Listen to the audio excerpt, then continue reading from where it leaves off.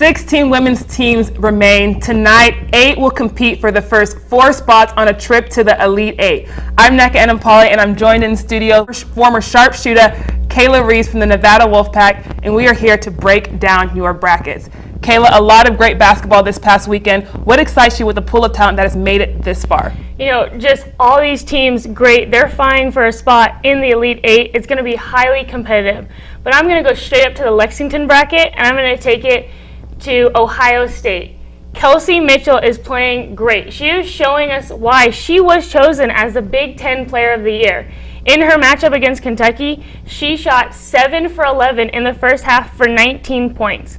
You know, I do have to give it to Michaela Epps from Kentucky, scoring 21 points, trying to will her team to a win, but in the end, it was former teammate Lene Harper who really was the X factor for this Ohio State team, stepping up, posting a near triple-double with 10 points, 12 rebounds, and 8 assists. Lene Harper is playing extremely well for this Ohio State team. The combination of her and Kelsey Mitchell, dynamic combination of guards. I love the way that Kelsey Mitchell plays. She attacks the hips of her defenders. She plays downhill with such confidence and great pace.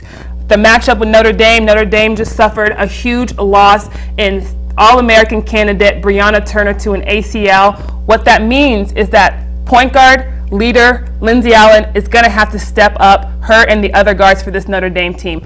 A plus for Notre Dame has to be the way Jackie Young is playing right now. 16 of Notre Dame's 23 bench points against Purdue were a product of Jackie Young. She's playing extremely well for Notre Dame. Yeah, I think this matchup is definitely one for the guards. It's who's going to score, who's going to make the extra pass, and who's really going to score to make it into the Elite 8. It's going to be a great matchup. Moving down to the second part of this region, we have a rematch between 3-seed Texas and 2-seed Stanford. In Palo Alto, it would be Stanford that came out victorious. What impresses you most about this Texas team? Before we came on air, you were ranting and raving about this matchup.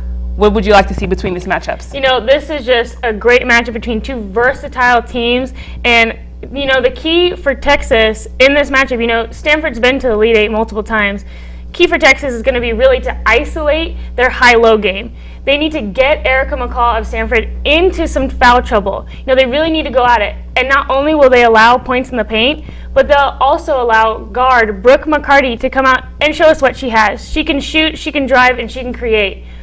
But also, on the defensive end for Texas, Brittany McPhee, she scored 28 points in their last game against Texas.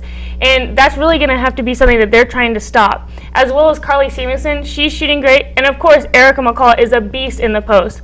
I think it's definitely, you know, offense wins games, but it's going to come down to the defense to get them into the Elite 8. And I love the way Brooke McCarty is playing right now for this Texas squad. She has the ability to space Texas offensively, but as well as stretch the defense. She opens up driving lanes and provides scoring opportunities for her teams to be successful in. The second part of this 1-2 punch has to be in Joyner Holmes. Joyner Holmes is a freshman playing well beyond her years. In the game against NC State, she made 2 veteran plays down the stretch that ultimately led to Texas coming out with the win. You said it earlier, defense has been Texas' Achilles heel. Against Stanford, they gave up 42 points in the paint. A Stanford team that averages 16 points off of turnovers capitalized on 23 points off this Texas team. Defense has got to change in order for Texas to be successful. Yeah, I think it's just going to be gritting it out, grinding it out, and trying to find the defensive edge. But, you know, speaking of rematches, I have to go down to the OKC bracket. Number 1 Baylor versus number 5 Louisville. A rematch of the 2013 Final Four game where Louisville stunned and upset Baylor to advance to the final game.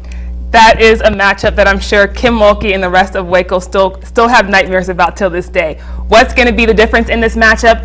It has to be who's going to control tempo and who's going to execute offensively. For Baylor, it has to be Alexis Jones. She's coming off an injury, but she is what ignites Baylor offensively. Her ability to grab the ball and push in transition, create offense for herself. She also has her counterpart, Kaylani Brown, in the middle, who is a force to reckon with. On the outside, you have Christy Wallace, who's what we call a 3-level scorer. She has the ability to shoot the 3 ball, hit the mid-range jump shot, and get all the way to the rim if she needs to. Yeah, Baylor has shown that they are very versatile. But Louisville is also versatile in their dynamic guard duo of Asia Durr and Maya Moore. Both of them, they try to come up and push the tempo, they want to run, and they want to get great shots, whether it's for themselves or for their teammates in lead posts and other guards.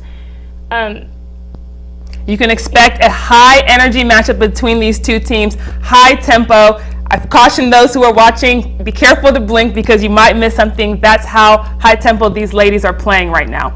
Moving down to the last matchup of this bracket, we have Mississippi taking on Washington University. Yeah, I'm going to go straight to Washington with Kelsey Plum. She just recorded her first double-double against Oklahoma, and I'm really interested to see what Mississippi State can do to stop Kelsey Plum. And that's where I'm going to have to stop you. You do not stop the NCAA's all-time leading scorer in Kelsey Plum. What you can hope to do is you can hope to contain her, limit her touches, make her teammates get involved offensively. Vic Schaefer is a great defensive mind for Mississippi State, and I'm interested to see what his scouting report is against this Washington Husky team. Kelsey Plum, high IQ, high caliber player. You have to switch it up defensively, whether that's face guarding her, providing a box and one, hedging, trapping.